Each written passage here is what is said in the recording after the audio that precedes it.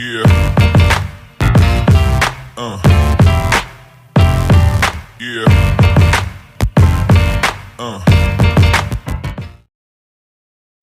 Baik, assalamualaikum warahmatullahi wabarakatuh. Perkenalkan, nama saya Muhammad Fadil dari jurusan Sosiologi Fakultas ISIP dengan nomor NIM 23108120111 Universitas Andalas.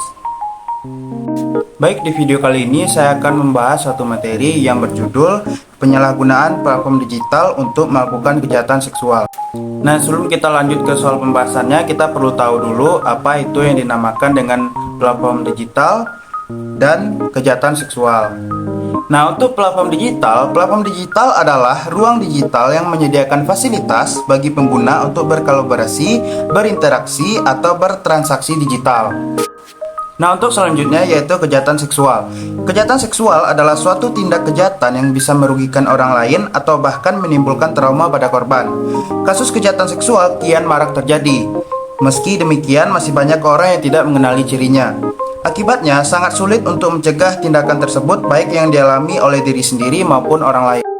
Baik, kita langsung lanjut saja ke soal pembahasan yang pertama, yaitu apa saja bentuk-bentuk penyalahgunaan platform digital untuk melakukan kejahatan seksual. Nah, untuk yang pertama yaitu meneror seseorang dalam bentuk ancaman agar mau diajak untuk melakukan hal-hal negatif atau tidak senonoh. Nah, di sini kita perlu hati-hati dalam menggunakan platform digital karena kita tidak tahu siapa yang akan diteror nantinya. Bisa jadi orang tua kita, sahabat, saudara, ataupun orang-orang yang kita sayangi. Baik, untuk yang kedua yaitu mengambil foto orang tanpa izin, lalu mengedit foto tersebut dengan menggunakan AI, kemudian menyebarkannya di media sosial.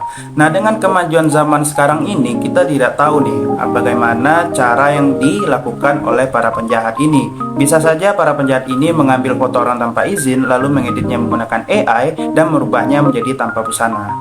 Nah, untuk yang ketiga yaitu melakukan penipuan dengan berpura-pura mengajak ketemuan seseorang agar nantinya si penipu bisa menyergap si korban yang diinginkan oleh si pelaku. Nah, di sini kita perlu was-was terhadap orang-orang yang tidak kita kenal yang mengajak kita ketemuan di suatu tempat karena bisa saja mereka ingin melakukan hal-hal negatif atau melakukan hal-hal yang tidak kita inginkan.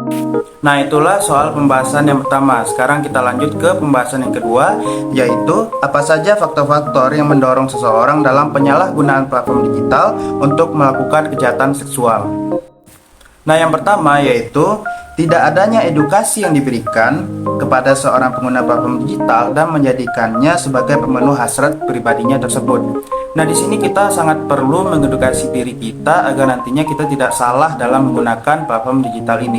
Nah, lalu yang kedua yaitu kurangnya kesadaran dalam beretika ketika menggunakan platform digital yang membuat si pelaku terus-terusan melakukan hal negatif tersebut.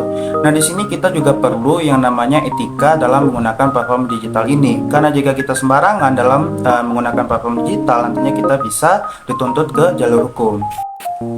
Nah, untuk yang ketiga yaitu salah dalam memilih pergaulan. Nah, di sini pergaulan yang salah bisa memancing seseorang ke dalam lingkungan yang tidak sehat, yang membuat bertambah banyaknya para pelaku kejahatan seksual. Nah, selanjutnya soal pembahasan yang ketiga yaitu bagaimana cara kita agar terhindar dari kejahatan seksual melalui penyalahgunaan platform digital. Nah, yang pertama yaitu tidak sembarangan dalam mengunggah foto-foto di internet karena nantinya akan dimanfaatkan oleh para penjahat kriminal untuk disebarkan ke media sosial. Dan yang kedua yaitu mengetahui terlebih dahulu bagaimana cara menggunakan platform digital dengan bijak agar nantinya terhindar dari hal-hal yang negatif. Nah, lalu yang ketiga yaitu hati-hati saat menggunakan platform digital seperti media sosial karena banyak para penjahat seksual yang sering berkeliaran di media sosial untuk mencari para korbannya dengan tujuan menjebak para korban agar nantinya mau dibujuk untuk mengirim foto yang tidak senonoh.